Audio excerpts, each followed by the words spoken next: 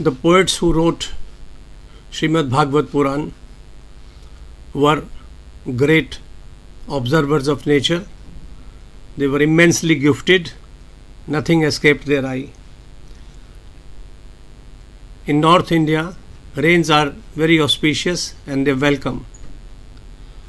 During the rains, Vrindavan was abounding in jamun trees ripe with fruit and date palms. Sham and Balaram went grazing their cows, accompanied by cowherds. The cows walked slowly because their udders were full of milk. Krishna knew most of them by name and they recognized his call.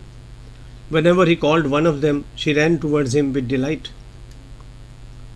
The Bhil men and women who lived in Vrindavan rejoiced in the rainy season. Rows and rows of trees, writes the poet, shed fruit as if oozing amrita. On the mountain slopes, gargling cataracts flowed. Their sound was pleasant as if coming from a musical fountain. Think of Singapore.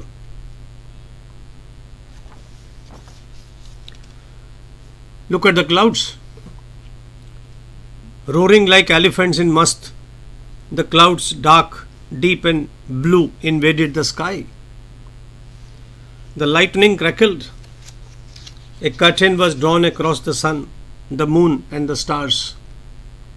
As a human being, although a part of the Parabrahma, looks distinctive being enveloped by the three gunas, the sky too looked different.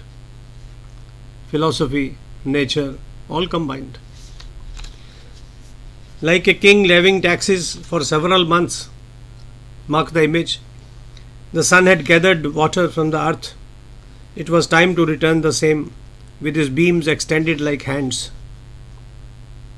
Like a kind-hearted man willing to lay down his life for the suffering masses, the roaring clouds, adorned by flashes of lightning, inspired by winds that blew strong, poured all their water, their lifeblood, into the service of mankind. In the scorching heat of Jeshth, Ashad, summers are terrible in North India. The earth was baked like a cake, like a tapasvi reduced to a skeleton, mark the image, in pursuit of his penance, becoming whole again in body to reap the fruit of his sacrifice. Prithvi turned green again, helped by Varsha. Like a virtuous man gone astray, squandering his wealth and body in evil pursuits, tiny rivulets dried in the month of Jeshth Ashad flooded and broke their banks. The painters of Kangra have caught all these things in their paintings, which are included in this video. Like a king's forces dressed in a colorful attire, the earth was covered by patches of green grass, by canopies of white mushrooms and by scarlet Indra gopis crawling in file. The waves rose high in the oceans to meet the mighty winds propelling the clouds, to welcome sheets of rain. The oceans were delighted, they were agitated, receiving the rivers in flood. Like a lover meeting a youthful woman, like a yogi unable to resist lustful thoughts on seeing a beauty of irresistible looks. Kamdev comes in everywhere, more so in rains.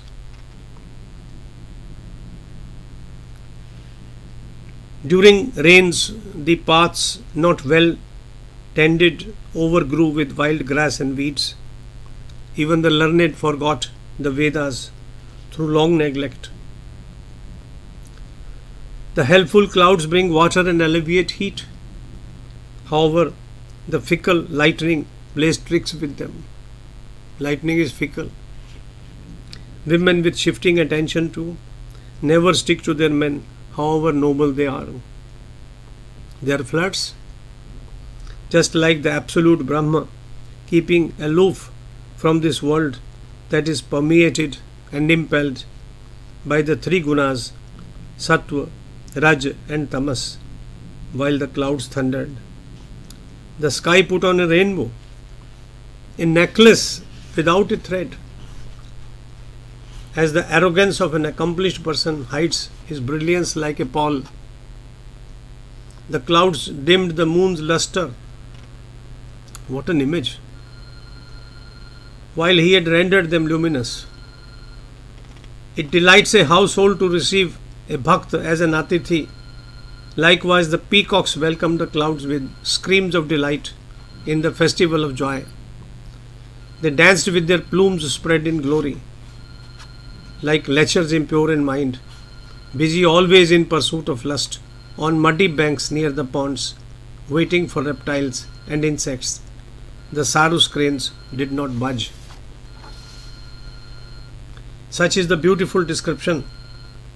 In this season, the cows, the calves, and the bullocks could satisfy their appetite in no time, because there was plenty of grass to graze on. Practical observations. Sitting on the ground, the animals chewed the cud. A mild rain pleased them. They had never been fond of summer, the season of clouds, and the rain was a source of happiness to man and beast alike.